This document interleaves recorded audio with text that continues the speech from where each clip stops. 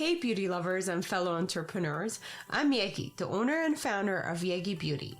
Within 5 years of being my own boss, I was able to grow Yegi Beauty into a multi-million-dollar company.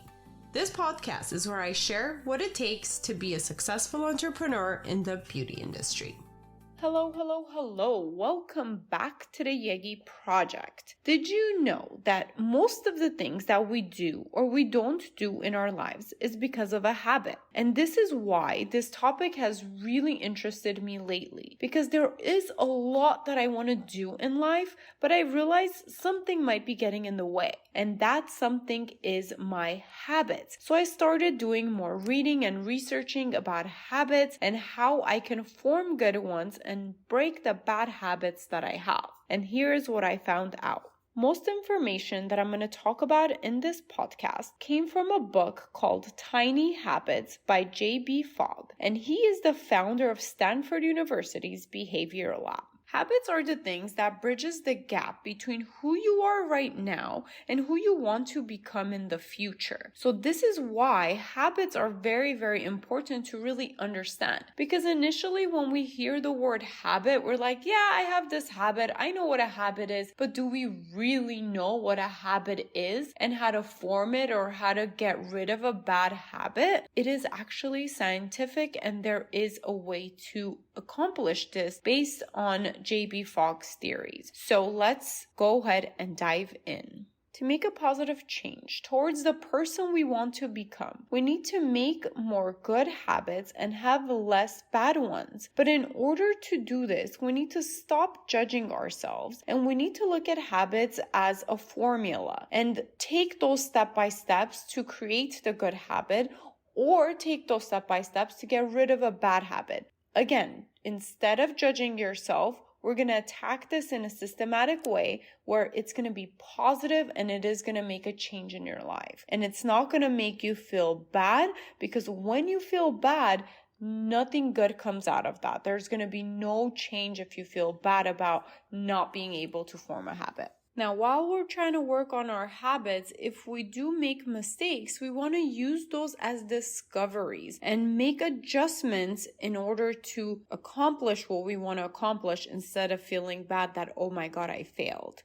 The tiny habits process doesn't require you to rely on willpower or set up accountability measures or promise yourself rewards. And there's also no magic number of days that we need to do something in order to form a habit.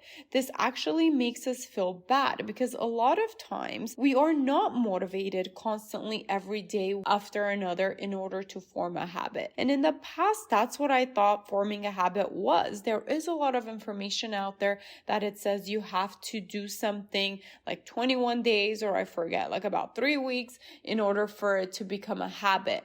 Although that may be true, where the more we do it, the easier it becomes, and it will more likely become a habit. It is not a foolproof method where most people can build habits. But instead, the tiny habits process that J.B. Fogg goes over is actually the one that I really love right now to try to incorporate into my life to form new habits and really understand why I do certain bad habits and how to get rid of them. He actually tested this tiny habits process with over 40,000 people and proved that it worked. So he explains, and I quote, "You take a behavior you want, make it tiny, find where it fits naturally in your life, and nurture its growth." So you're not working against yourself, you're working with yourself in order to make this habit that you really want to accomplish. And we've all heard the saying that if you want long-term change, it's best to start small.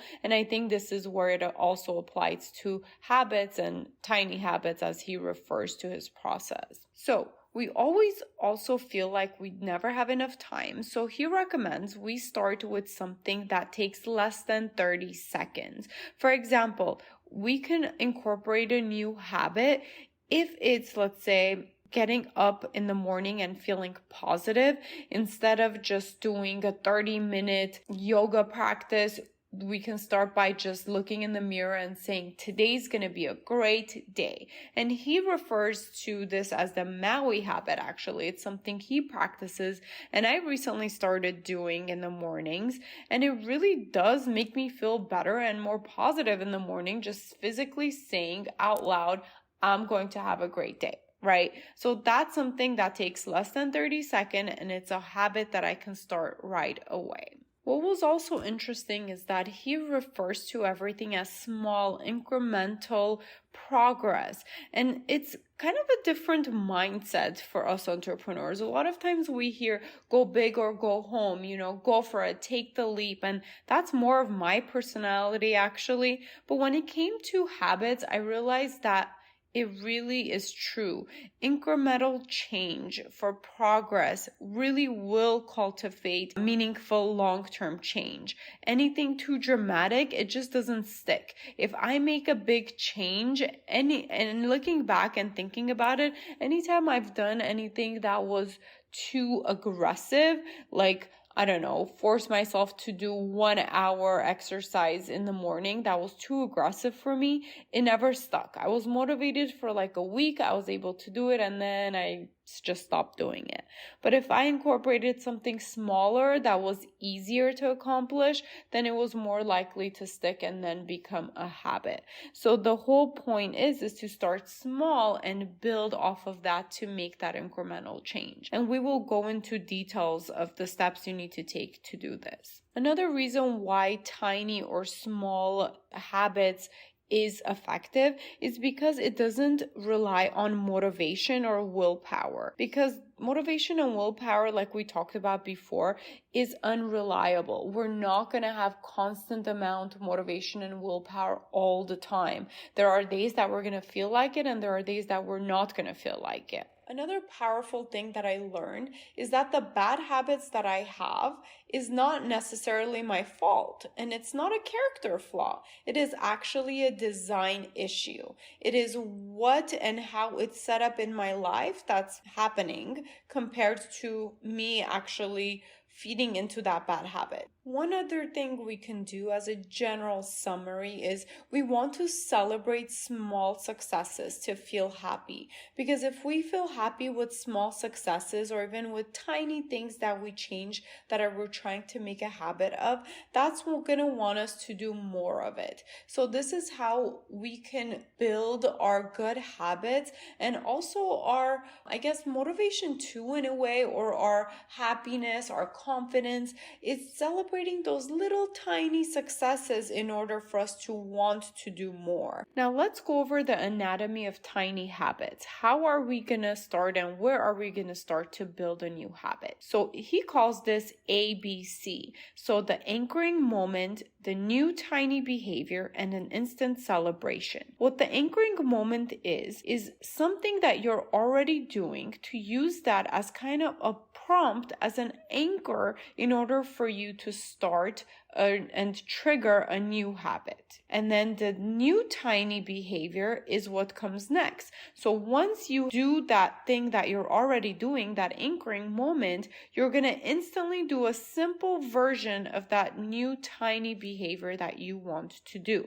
And after that, it's the celebration. Right when you're done, you want to celebrate. Even something simple that says, I did a good job, yay! It's almost like the same thing as when we cross something off our list. How good does it make us feel when we get something done?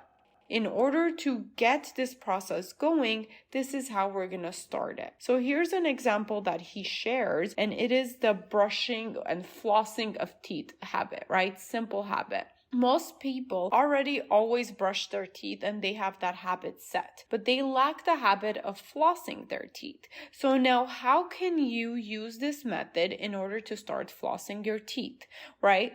You make it tiny and easy enough, because when we think about flossing our teeth, we're already tired most of the time at the end of the night. To go in between every single one of our teeth is hard, and it feels like too much. But if you were to think of that one habit as in just you're only going to floss one tooth, that's considered a tiny habit or a tiny behavior, right? So if you're only just going to floss one tooth, that's going to take you like few seconds, it's more likely that you're going to do it. But then you need an anchoring moment to trigger you in order for you to do that one tooth flossing. So what you do is you say, okay, every time I brush my teeth, that's your anchoring moment, I'm going to floss one tooth. And then you're going to celebrate right away. You're going to say, yay, I did it. And then after a while, you build on this habit and then you do 2 teeth, 3 teeth until you get on with the whole thing. Again, a very simple example that it could be used to apply to anything that you're trying to accomplish. Now, let's review the Fogg behavior model. So I want to go over this with you guys because it was almost like an aha moment when I learned about it from this book. And it has helped me apply it to my life and be able to get more better habits and get rid of my poor habits. The way it goes is B equals MAP, which B stands for behavior. So your behavior, which ultimately a repeated behavior becomes a habit. So your behavior happens when your motivation and your ability and the prompt all come together. So if there is no motivation and you don't have the ability to do it, the capacity to do the behavior, and or if there is no prompt telling you to do this behavior, then more likely the behavior is not going to happen. So if we want something to happen, we want to make sure these 3 things are in place, that we are motivated to do it, as in we have the desire to actually do this habit. And we have to be real with ourselves. We have to ask ourselves, okay, this is something new I want to accomplish, but do I really want to do it? And if you don't have the motivation to do it, then that's something that you may want to reconsider. Or if your motivation is very low, then your ability and your prompt needs to be very high. But we can get into that a little bit later. But for now, just know for a behavior to happen, there needs to be motivation. You're going to have your desire that you want to actually do it, and you have the capacity to do it, that you physically can make it happen with your time and availability, and also that there's something that's prompting you, that's giving you the cue to do the behavior. It can be a phone reminder, it can be a sticky note, it can be a friend telling you to do something. I found this really interesting too because I could find a way to apply this behavior model into my customers. So if I'm doing ads and prompts and texts or anything that I want the customer to behave in a certain way, I can take this behavior model and make sure that all the right pieces are in place in order for my customer to do that behavior that I want them to do, or to make it more likely for them to do that behavior. And I really think that marketers, or very smart marketers, do these nowadays. And it just makes sense, right? If we have the ability and we are told to do something and we want to do it and it's easy for us to do it, then it's more likely for us to do this thing. Now let's put this in practice. I have a friend named Lisa and she really wants to start eating breakfast every morning. But for some reason, she's not able to have enough time or figure out how to get this habit into practice and be able to constantly make breakfast every morning. She does it some days and some other days she doesn't do it. Now, the days that she's really motivated, she does end up making the breakfast. And the days that she's not, she just feels like she doesn't have enough time and she doesn't make the breakfast. Now, remember we talked about motivation being a bad design in order for you to get something done. So then she needed to go ahead and analyze what is she doing that's taking up her time in the morning. And she realized that she is spending at least 20 to 30 minutes on social media or on her phone scrolling. Now, she thought that the problem was she couldn't get a good habit of eating breakfast every morning. But the reality is there's 2 things that need to change. She needs to redesign her scrolling habit, which is the bad habit, and then redesign her eating breakfast or making breakfast habit. Our job is to adjust the formula, which is the motivation, the availability, and the prompt of each habit in order to get to where we want to get. Now that we know that it's the scrolling habit that's getting in her way of being able to do a new habit, which is make breakfast, we need to get rid of it. And the way we're going to get rid of that is going back to our formula of behavior design and adjusting our motivation, our ability, or our prompt to get rid of it. So we need to make scrolling hard for her to do or change her motivation. But since this is something she likes to do, it's going to be hard to change her motivation. So next, we need to look at and see how can we make it hard for her to scroll on her phone in the mornings, because the prompt is also there. In the mornings, she uses her phone to answer her alarm to wake up. What she can do is actually get her phone away from her as her alarm clock. So she can get a regular alarm clock and not use her phone, because that's the prompt that she's using in order to grab her phone and start scrolling before she gets out of bed.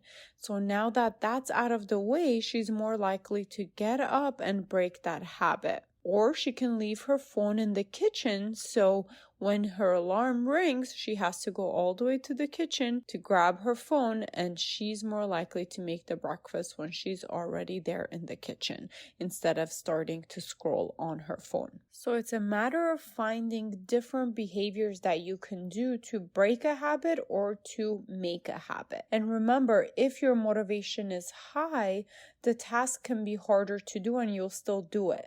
But if you're not that motivated to do it, then the task needs to be very easy for it to be more likely for you to do it. We also want to keep reminding ourselves that behavior usually becomes easier to do the more we repeat it. So you have to kind of keep reminding yourself that even when you're not motivated to do something, to push yourself to do it at least the first few times, so then it's more likely to become easier and easier, and then it'll become a habit. But again, remember, we do it little at a time, and we reward ourselves even by just saying good job to feel good about it in order for us to keep going. Another thing to keep in mind is that none of our behaviors really happens without a prompt. An example would be your phone ringing, right? That's the example he gives in the book. So if your phone rings, you're more likely to answer it. But if there's no ring, you're not going to answer. You can disrupt the behavior by removing the prompt. So if there's nothing telling you to do it, then you're less likely to do that thing. For example, if I want to check my social media less frequently, I'm going to turn off my notification so it doesn't keep asking me to check my messages or see my friend requests and all of that. Another example is if I want to stop eating junk food at home, I've heard this before actually, is that don't buy it. Don't have it at home staring at you, especially on the counter, where that's prompting you to eat it. By you seeing it, you're wanting it. It's being prompted for you to eat it. But if you don't want to eat junk food and you don't have it at home and there's no prompt, it's not in front of you for you to eat it, it's going to be harder for you to actually get the junk food, sit in your car, drive to the store, buy it, then eat it. Like that, you're eliminating the chances of you having that junk food. You have to do trial and error to see what works for you, because one thing that works for one person is not necessarily going to work for the next. But the key is to have a lot of little things that you can try to see what works for you. And these little things are those little behaviors or little habits you're going to try to make changes to the equation, which is the motivation, the prompt, or the ability in order for you to get to where you want to get. Now, let's talk about troubleshooting our behavior. Where do we start? Well, one place that we don't want to start, remember, is our motivation. For example, if somebody is late for a meeting, you don't want to get mad at them, give them dirty looks, or fire them, or any other penalty. Instead, the first thing you want to check is the prompt. Was there a prompt? For example, was there a meeting reminder, right? And if that was in place, then the next thing we want to check is we want to see if the people have ability to attend. So did your employee that missed the meeting or came late to the meeting, Did they have the ability to be there on time? Did their shift start late? Or maybe they had a meeting that finished right before that one, and by the time they came to your meeting, they were late. So you want to check that thing as a second option, which is the ability in order to troubleshoot. And the last thing is the motivation, because usually you will resolve a problem that comes with the behavior, with the prompt and ability before you get to the motivation. One other thing that's very simple but important that I learned from this Tiny Habits book is that our outcomes, aspirations are different than our behaviors. So a lot of times we might have outcomes, aspirations, or sometimes we call them goals, and that doesn't necessarily mean that's a behavior or a habit. If you really break it down, you have to be able to break down what the result you want to get, and that's the outcome and the aspirations or the goals that we want, into the behaviors that we need to do. For example, if your goal is to lose 10 pounds, that is not a behavior because you can't do it right there and then. That's going to have different behaviors in order for you to get to that outcome or that goal of losing 12 pounds.